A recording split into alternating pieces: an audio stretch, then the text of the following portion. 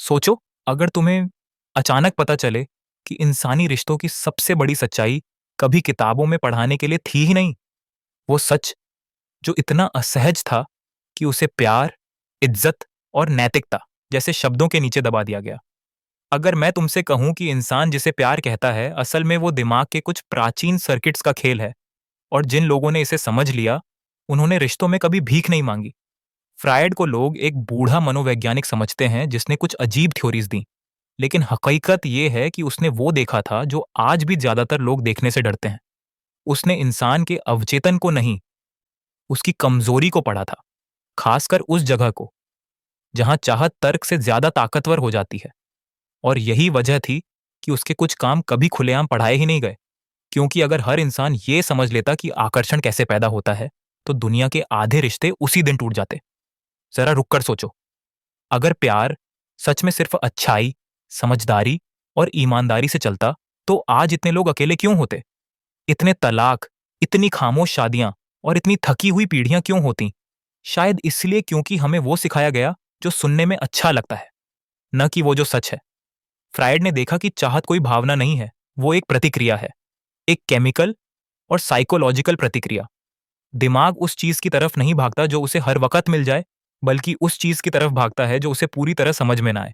उसने नोट किया कि इंसान जिस चीज को पूरी तरह समझ लेता है वो उसे सम्मान दे सकता है, लेकिन उसकी लालसा खत्म हो जाती है। यहीं से वो पैटर्न शुरू हुआ जिसे आज हम मॉडर्न साइकोलॉजी में अलग अलग नामों से जानते हैं, लेकिन फ्रायड ने उसे बहुत पहले देख लिया था। अनिश्चितता ही इच्छा को जिंदा रखती है। औरतें या मर्द, फर्क नहीं पड़ता, लेकिन फ्रायड ने खासकर औरतों के चुनाव में एक बात साफ देखी। उनका दिमाग सुरक्षा चाहता है, लेकिन उनका अवचेतन उत्तेजना चाहता है। सुकून उन्हें पसंद है, लेकिन याद वही पल रहते हैं जिनमें थोड़ा डर, थोड़ा रोमांच और थोड़ा खोने का एहसास हो। इसलिए जो आदमी हर वक्त उपलब्ध रहता है, हर बात पर हामी भरता है, हर पल खुद को साबित करता रहता है, वो धीरे धीरे बैकग्राउंड नॉइजर बन जाता है। सुरक्षित, अच्छा, लेकिन फीका। जबकि जो आदमी शांत रहता है, अपनी धुरी पर खड़ा रहता है, जरूरत से ज्यादा समझाने की कोशिश नहीं करता, वही दिमाग में सवाल छोड़ जाता है। और सवाल जवाब से ज्यादा ताकतवर होते हैं। फ्रायड ने इसे बहुत साफ शब्दों में लिखा था। इंसान उस प्यार को नहीं पकड़ कर रखता जो उसे मिला हुआ हो, वो उस प्यार से चिपकता है जिसके लिए उसे खुद को झोंकना पड़ा हो। आज की न्यूरोसाइंस भी यही कहती है। दिमाग तब ज्यादा डोपामिन रिलीज नहीं करता जब कुछ मिल जाता है, बल्कि तब करता है जब कुछ मिलने वाला होता है। उम्मीद में, प्रतीक्षा में, अधूरेपन में। यही वजह है कि कुछ रिश्ते छोड़ना आसान होता है और कुछ रिश्ते सालों तक पीछा नहीं छोड़ते, क्योंकि वो इंसान नहीं, एक एहसास बन जाते हैं। फ्रायड ने देखा कि जब कोई व्यक्ति तुम्हारे साथ भावनात्मक ऊंच नीच जोड़ देता है, कभी गर्म कभी ठंडा, तो दिमाग उस व्यक्ति को सामान्य की कैटेगरी से बाहर कर देता है। वो खास बन जाता है। और यही वो बिंदु है जहां ज्यादातर लोग गलती करते हैं। वो सोचते हैं ज्यादा प्यार देंगे तो रिश्ता गहरा होगा, जबकि सच्चाई ये है कि रिश्ता गहरा तब होता है जब भावनाएं गहरी हों, सिर्फ मीठी नहीं। इसका मतलब क्रूर बनना नहीं है, इसका मतलब नकली खेल खेलना नहीं है, इसका मतलब है अपनी जिंदगी का केंद्र किसी और को नहीं बनाना। जब तुम खुद में व्यस्त होते हो, अपने उद्देश्य में स्थिर होते हो और हर पल किसी की प्रतिक्रिया पर निर्भर नहीं रहते, तब तुम्हारी मौजूदगी में वजन आ जाता है। और वजन हमेशा खींचता है। फ्रायड यही कह रहा था, शब्दों में नहीं, पैटर्न में।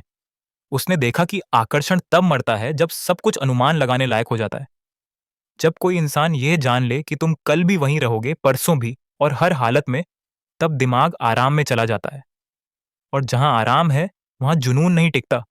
इसीलिए जो लोग रिश्तों में हमेशा खुद को साबित करने में लगे रहते हैं, वो अनजाने में अपनी ही वैल्यू गिरा देते हैं। वैल्यू मांगने से नहीं बनती, वैल्यू तब बनती है जब तुम्हारी अनुपस्थिति भी महसूस हो। और यही वो सच है जिसे समाज जोर से नहीं कहता, क्योंकि ये सच आरामदेह नहीं है, ये जिम्मेदारी देता है। अगर तुम्हें ये समझ में आ रहा है, अगर अगर तुम्हें लग रहा है कि ये बातें चुभ रही हैं लेकिन साफ भी कर रही हैं, तो यहीं रुककर एक काम करो, इस चैनल को सब्सक्राइब करो, वीडियो को लाइक करो, क्योंकि ये सिर्फ कंटेंट नहीं है, ये उन लोगों के लिए है जो झूठी तसल्ली से थक चुके हैं। यहाँ हम बेहतर दिखने की नहीं, बेहतर समझने की बात करते हैं।